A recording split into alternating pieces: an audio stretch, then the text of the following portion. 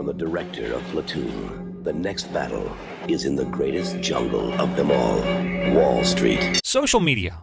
It's become an integral part of our daily lives. Everyone talks about it. Everyone wants to take part in it and possibly gain something from it. Here's some interesting facts.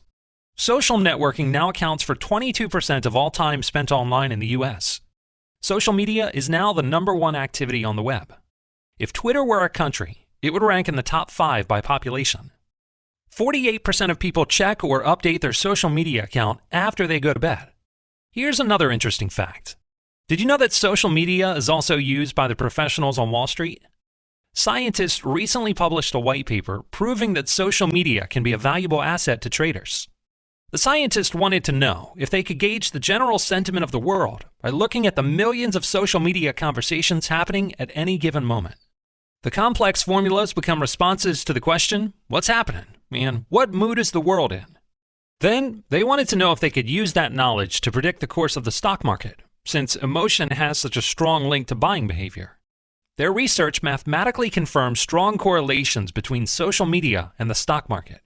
Introducing Wall Street Birds. Anyone can use Wall Street Birds. It's easy. Just type in the stock that you're interested in. The system looks at the data, runs the calculations, and puts out buy and sell signals. Now you can go head-to-head with the professionals on Wall Street. It's extremely relevant, I think.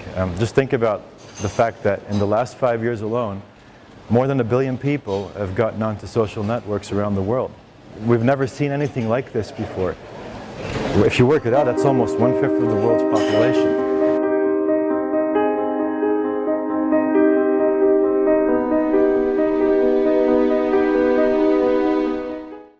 Financial journalism and social media, and it's how it relates to the world of finance. It seems like financial media is social media and vice versa. Absolutely. In a lot of ways. I mean, Twitter and blogs have exploded in the financial space, and they're very both valuable to somebody who does it professionally, because the having people who work on Wall Street tweeting at you about your articles or about current events is one of the best tools that a journalist could ever have hoped for. Right. And now we have it.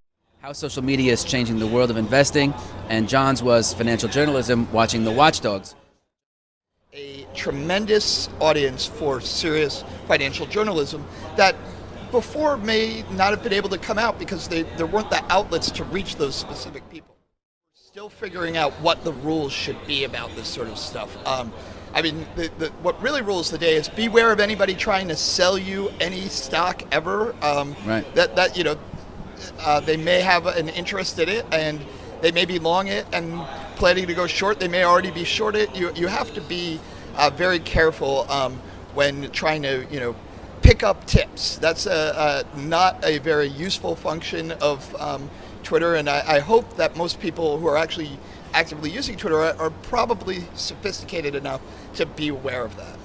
You still have to use your judgment, even Exactly. if you have stock twits, even if you have. Guy I know, Tim Sykes, who does a very good job of actually looking for stocks that are being touted like that over things like Twitter, and then say, well, you can make money because you know they're going to pump and dump, so short it into the pump and maybe you can make money like that.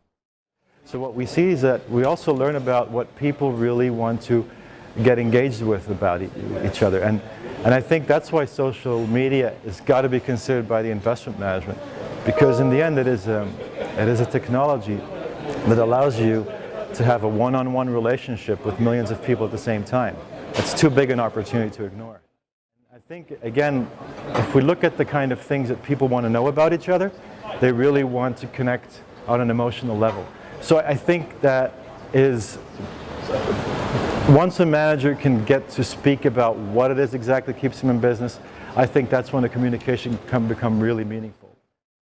So what we've seen is social media has created a decentralization of the media. So essentially what happens is before the media used to own the information. And that's just changed because every organization can be a valid medium in its own right. Now let's take a look at the upcoming changes and guidance that the FFIEC, or the Federal Financial Institutions Examinations Council, has proposed for social media management in financial institutions. Although the guidance does not formally impose additional obligations on financial institutions, the FFIEC expects financial institutions to take steps to manage potential risks associated with social media, as they would with any new process or product channel. But the nature of social media, including rapid, frequent posts often coming from many individual users rather than a centralized website administrator, makes the legal, operational, and reputation risks of social media much higher. Earlier this year, the Associated Press was the victim of a targeted phishing attack that used the tragedy of the Boston bombings to coerce targets into clicking a link on an email.